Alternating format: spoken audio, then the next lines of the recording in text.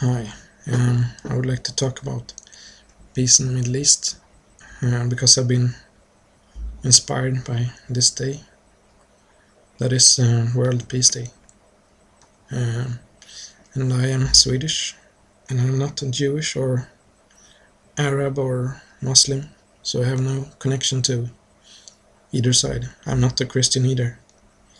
Well, on paper, I'm Protestant, but I'm not really Christian. Um, and I've discussed this for years, and I would like to just give my perspective as an outsider um, to peace in the Middle East, and how I think that this conflict could be resolved after 65 years. And I want to begin with saying that I have tried to look at advantages and disadvantages with peace, and from my perspective there are maybe 18 advantages and 2 or 3 disadvantages. So to me it's clear that it's much better to make peace. And how could this be done then? Well, you could declare that there's peace from now on. Instead of having a state of war, you could have a state of peace. Since there's no real active fighting going on, I think it makes more sense to declare peace right now. And I think this would ease the tension a lot, and it could mean a normalization of relations, which would be very beneficial for both sides. And I also think that both sides should recognize each other. So Palestinians need to recognize that Israel have a right to exist as a state, maybe not as a Jewish state, but they have a right to exist as a state in itself. I think that would be important to recognize, and Israel should do the same towards the Palestinians and recognize that they have a right to have their own state. This would declaring this on both sides would mean that you build trust on both sides, and it would be very beneficial, I think.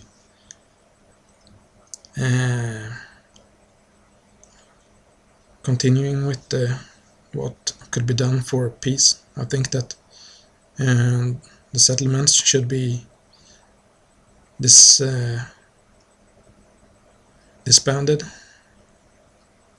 For the most part, you could have like 75% of the settlers be included actually within Israel with the land swaps, with only maybe 1.5%, I think, of the surface being removed from the West Bank. So it is quite doable. And there are applications, actually, an application you can use if you want to, that only advisors to top politicians have used, that you can use to yourself look at which settlements you would like to include in Israel and which ones you would like Palestinians to have. So you could try it yourself and see how many settlers would be included and excluded from Israel. So you can see that you can make your own borders, and you see that it's doable, and the people that aren't included in Israel in this way could become Palestinians, Palestinian citizens, if the Palestinian Authority would allow it. So this way you could solve this problem. Another hot topic is the topic of borders, and I think that borders are very important and should have been settled a long time ago, maybe back in 49. And I think that the 49 borders, the green line, is the most sensible to use with land swaps. And I think that Palestinians have the best benefit from determining borders, because then once they have declared borders, Israel won't be able to have settlements there in the West Bank, because then it would be a definite crime. So I think it would be very important to do this in terms of fairness and well, just because it's the right thing to do. And by the way, I think the West Bank and Gaza could be connected via railroad, so you could have a sort of like a contiguous state there, even though it's not, but sort of. And I think the refugee issue could be settled by having 450,000 up to 750,000 Palestinians return, so to speak, even though maybe they didn't actually flee from Palestine at the time, because many people have died since then, of course. But you could have like refugees and people that you have determined could be called refugees, amounting to 450 to 750,000. They could be allowed to return. That would be seen as what you could call fair, since about 750,000 had to leave back in 1949. And these people could be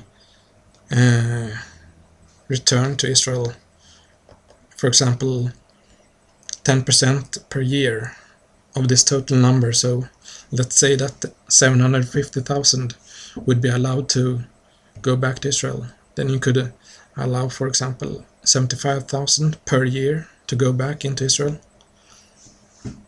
This would be a doable number, I think.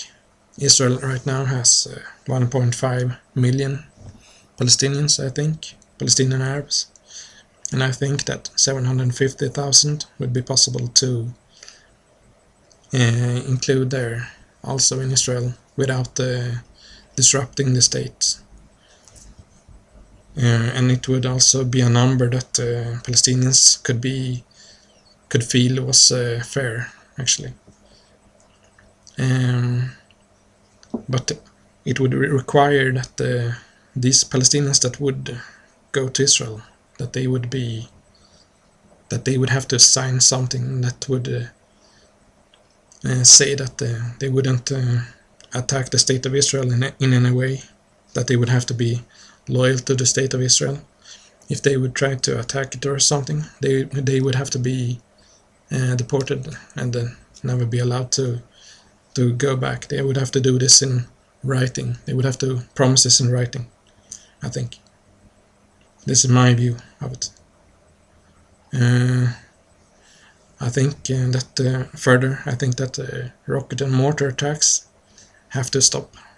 They can't continue to shoot missiles from Gaza, for example, of course, and no other terrorist attacks either. And